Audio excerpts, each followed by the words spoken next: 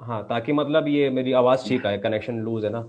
हाँ, तो फिर उन्होंने बोला कि बाकी राजनीतिक पार्टियों की तुलना करें तो उसके हिसाब से बीजेपी ज्यादा सही है वगैरह वगैरह। तो मैंने बोला कि कांग्रेस इतनी देशद्रोही पार्टी है तो उसके नेता जेल में क्यों नहीं है। तो फिर भी हाँ। उन्होंने बोला कि नहीं, आप बांग्लादेश की हालत देख लीजिए, दिल्ली में देख लीजिए, जहां कहीं भी मुसलमान आबादी है मतलब हिंदुओं हम्म। को वहां से मार के भगा देती। तो मेरा पॉइंट ये है कि इस बात की सच्चाई क्या है, और कोई समस्या है भी क्या धर्म को लेकर हमारे देश में। देखो, धर्म को लेके मैं दो तीन चीजें, दो तीन तरीके से देखता हूँ इसको। पहला पहला तो ये है कि भारत के अंदर हिंदू धर्म लगातार सिकुड़ रहा है, वो एक फैक्ट है। वो आप पिछले 100 साल में देखो, फिर पिछले 500 साल में देखो, पिछले 1000 साल में देखो, और पिछले 2000 साल में देखो। किसी भी समय 200 साल का गैप, 200 साल का आप स्टडी कर लो तो सर हिंदू। पाकिस्तान बांग्लादेश में तो सिकुड़े हैं। हाँ। पाकिस्तान पूरे बांग्लादेश में मतलब आसपास हाँ पूरे आप वर्ल्ड में। आप हाँ, आप पूरे वर्ल्ड में ही देख लो। मतलब 1000 साल पहले जाओ तो उस समय जो विस्तार था, वहां से फिर 1500 में जो विस्तार था, तो हिंदुओं ने जमीन खोई, अनुयायी भी खोए।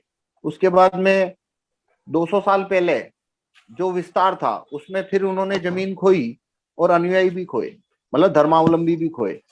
और 1950 में, 47 में आने के बाद भी उन्होंने मतलब जमीन खोई, और ये लगातार सिकुड़ रहे हैं।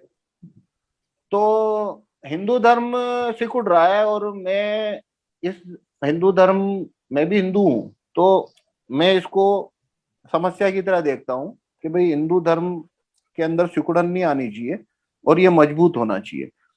तो ये मजबूत हो, वो मेरा इंटरेस्ट है। और इसको मजबूत करने के लिए जो कानून रखा है हमने, वो है हिंदू बोर्ड।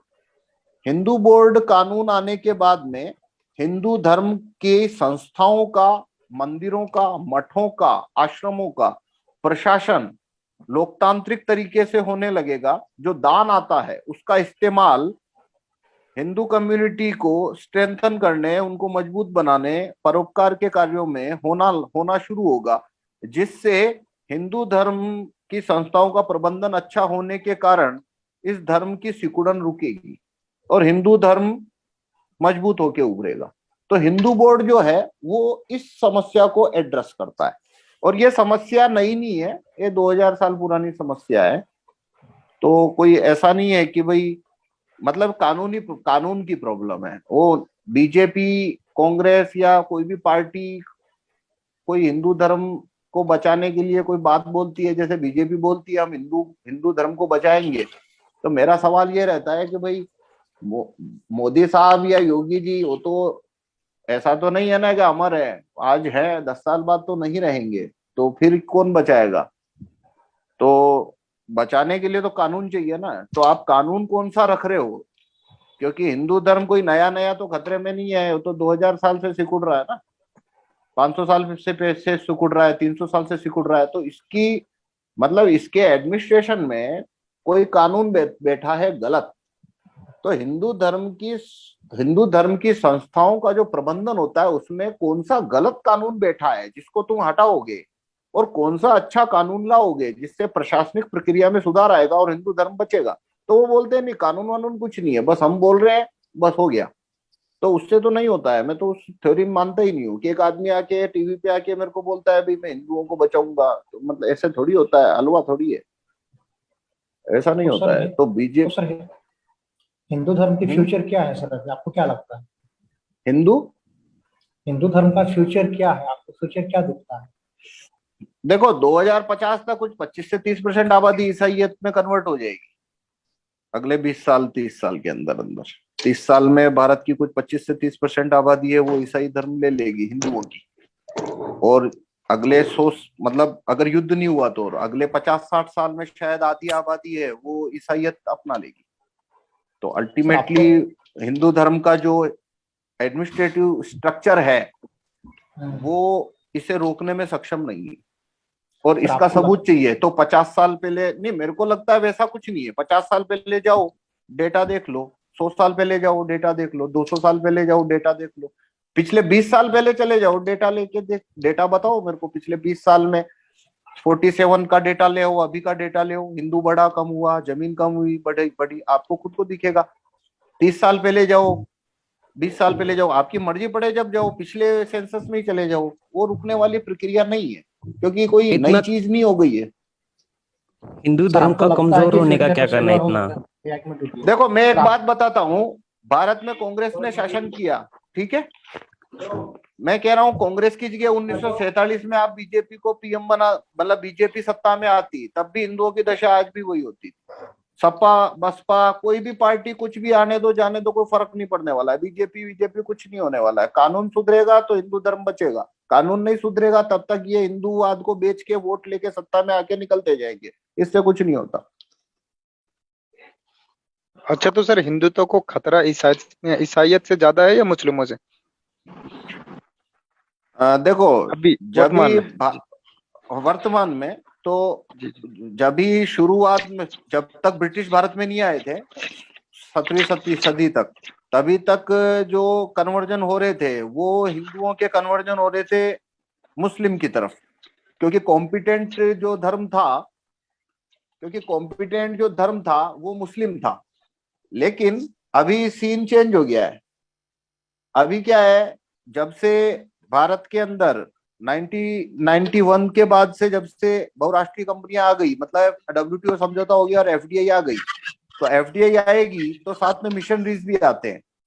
तो मिशनरीज आने के कारण अभी कॉम्पिटेंट दो हो गए, एक मुस्लिम धर्म और एक मिशनरीज। तो उसमें जो मिशनरीज है उनकी ताकत, मतलब वो इतने ज्यादा ताकतवर हैं कि मतलब मुस्लिम धर्म भी नहीं बच सकता उनसे। तो कुल मिला के आज की डेट में जो कन्वर्जन होंगे वो ईसाइयत की तरफ ही जाने वाले हैं। भारत के जो हिंदू हैं वो ईसाइयत में कन्वर्ट होंगे। तो अब मतलब एक तरह से यूं समझ लो कि मतलब ज्यादा ताकतवर प्रतिस्पर्धी आ चुका है।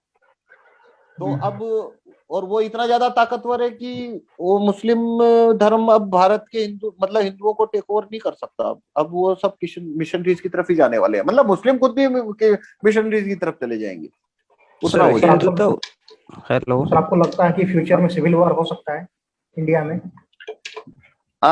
देखो, अमेरिका के जो धनिक है उनको भारत से जो चाहिए उसमें अगर बाधा आती है तो आज की डेट में वो अपनी इतनी पकड़ बना चुके हैं अब कि अगर वो चाहें तो सिविल वार को ट्रिगर करने में उनको मतलब हफ्ता भर से ज्यादा टाइम नहीं लगेगा। एक हफ्ते में वो अगर आदेश करें तो सिविल वार हो जाएगा। तो होगा या नहीं होगा वो डिपेंड करता है कि अमेरिकन को अभी उसकी जरूरत है क्या।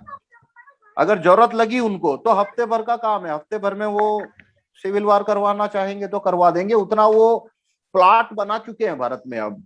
आज के 20 साल पहले वो उतना प्लाट नहीं था उनके पास, उनका प्लाट मतलब उनकी पकड़ इतनी मजबूत नहीं थी। लेकिन आज की डेट के अंदर उनकी पकड़ इतनी मजबूत हो चुकी है कि हफ्ते भर के अंदर वो कर सकते हैं।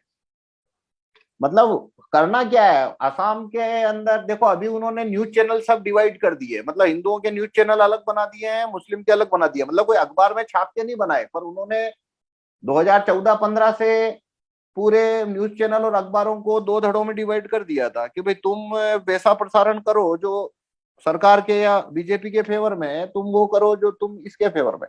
तो ऐसे करके सब अब दर्शक भी अलग अलग कर चुके हैं, वो नेता अलग अलग हो चुके हैं। अभी जैसे पहले के मतलब 1990 से पहले तक सभी नेता थे, उनके मुद्दे अलग होते थे। अभी नेता मतलब पहला क्वेश्चन था हाँ भाई तुम हिंदूवादी हो या नहीं हो, वो उस टाइप से हो गया। अभी उनको करना क्या है, अभी NRC CAA का ड्रामा जो उन्होंने किया, वो ड्रामा करने के बाद में टेम्परेचर और हॉट हो गया। फिर ये फेसबुक और यूट्यूब ये सब आ गया, उसमें कोई सेंसरशिप है नहीं। फेसबुक चाहे तो कितनी भी पोस्ट को जो हिंसा फैलाती है उकसाती है उसको वो 20 करोड़ लोगों की न्यूज फीड में फेंक सकता है, उसको चला सकता है, यूट्यूब कर सकता है। तो अगर उनको करना है ऐसा तो माहौल तो बना चुके हैं। अभी असम के अंदर 10,000 AK-47 भेज दो बांग्लादेश के माध्यम से, खत्म, बस हो गया सिविल वार शुरू। 3 दिन के अंदर मतलब पता नहीं 2-5 लाख हिंदुओं को वो मार देंगे और 10-20 लाख हिंदुओं को कश्मीरी पंडितों की तरह पलायन करना पड़ेगा। और चिकन नेक एरिया है वहां पे वो कब्जा, वो उसको काट देंगे। तो असम के अंदर ये राइट शुरू हो गए।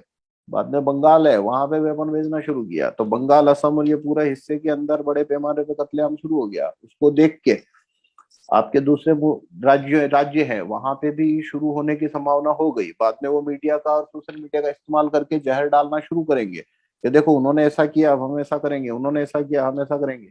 बाद में जो भी सरकार रहेगी वो इस पुलिस का इस्तेमाल करेगी, उनको बोलेगी भाई तुम गोलियां मारना शुरू करो, ताकि और भी आग भड़के। तो वो और भी गोलियां देना शुरू करेंगे। तो अभी तो देखो पूरा बारूद के ऊपर बैठे हुए हैं। उनके उनके पास में क्या है, सारे न्यूज चैनल है, उनके पास सारे न्यूज चैनल है, सारे अखबार हैं, आईटी सेल्स है, सोशल मीडिया के ऊपर फेसबुक है, यूट्यूब है, गूगल, सब कुछ है उनके पास में। तो सारे नेता उनके पास हैं, मतलब सब तरीके के आग, सभी मतलब सभी आग डालने वाले ही है, जितने भी है सब, वो इधर से आग डालेगा या वो इधर से आग डालेगा। तो उनको करना हो तो 2 हफ्ते के अंदर वो भारत में ऐसा सिविल वार शुरू करवा सकते हैं जो 10 साल रुकने का नाम नहीं लेगा। अच्छा, हिंदू धर्म में ये बाबाओं का क्या योगदान है? आरएसएस और ये अखाड़े हैं तरह तरह के, हाँ, कुछ सुरक्षा में योगदान है क्या? आरएसएस और बाबा ये तो दोनों अलग अलग हो गए ना। आरएसएस है वो तो बाबाओं को तो वो कॉम्पिटिटर की तरह देखता है, दोनों तो अलग अलग वर्ग है ना। मैं बाबाओं का मैं पूछ रहा हूँ, सिर्फ बाबा और ये अखाड़े हैं, नागा बाबा हैं, ये सब उनका क्या, उनका क्या क्या बोले आप, उनका क्या? उनका उनका क्या योगदान है, मतलब हिंदू धर्म की सुरक्षा में? देखो उसमें कुछ पॉजिटिव चीजें हैं, कुछ नेगेटिव चीजें हैं। पॉजिटिव चीजें ये है कि जो भी सेक्ट वगैरह हैं और जो भी आश्रम, मठाधीश, महंत, इस तरीके के जो भी धर्म गुरु जिन्हें बोल सकते हैं हम, जो भी होते हैं, है ना, तो जब भी मतलब इनका एक योगदान बहुत बड़ा ये है, पिछले 100-150 साल में आप थोड़ा स्टडी करोगे तो आपको मिलेगा कि जब ब्रिटिश भारत में कन्वर्जन करना शुरू किए थे तो इन्होंने, इनकी उपस्थिति ने उनको रोकने में काफी महत्वपूर्ण भूमिका निभाई, और वो आज भी करते हैं। जैसे मैं एग्जांपल दूं तो अभी आप देखोगे कि पंजाब के अंदर जो अभी ये निर्मल बाबा, नहीं उनका नाम क्या है, वो राम रहीम, हाँ राम रहीम जो है, उनकी वजह से जो दलित सिख है उनके कन्वर्जन में बहुत ज्यादा कमी आई। तो ये उनका एक पॉजिटिव प्रभाव है। अगर जैसे राम रहीम जी नहीं होते, उन्होंने अगर अपना ये सब ना खड़ा किया होता एस्टेब्लिशमेंट, तो बहुत बड़े पैमाने पे जो आज राम रहीम जी की तरफ गए हैं वो श्रद्धालु मिशनरीज की गोद में चले जाते। और अब मिशनरीज के टारगेट पे पंजाब है, तो इसलिए आप देखोगे कि ये राम रहीम जी को उठा के अंदर डाला है और वो रामपाल जी को अंदर डाला है, और उधर के जो दूसरे हैं सेक्ट उनको भी वो अंदर करेंगे या उनको कैसे न कैसे खत्म करेंगे, क्योंकि ताकि मिशनरीज विस्तार कर सके। तो ये तो इनका एक रोल है जो कि होता ही है। और इसमें नकारात्मक बिंदु क्या है इनका, कि जो है नकारात्मक बिंदु ये है कि भारत के हिंदू धर्म की संस्थाओं का प्रशासन अच्छा नहीं है, और अच्छा मतलब बेहतर नहीं होने के कारण से ये इनको जो दान आता है उसका ये इस्तेमाल कैसे करें वो इनकी इच्छा पे चला जाता है। तो फिर ये उसका इस्तेमाल एक तरह से विलासिता में, शोशेबाजी में, उसमें करना शुरू करते हैं। सभी नहीं, ज्यादातर, है ना। तो उस वजह से क्या होता है कि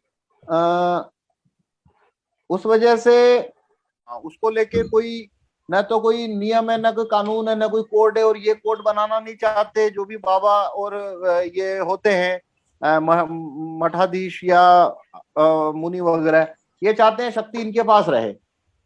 तो उस वजह से जो परोपकार के कार्यों में पैसा खर्च होना चाहिए वो नहीं होता है, और उसका जरिया विलासिता में जाता है। तो वो अपना नाम चमकाने में, विलासिता में खर्च करना शुरू करते हैं, और जो दान देने वाले हैं उनके पास कोई मैकेनिज्म नहीं है कि वो उसे रोक सके।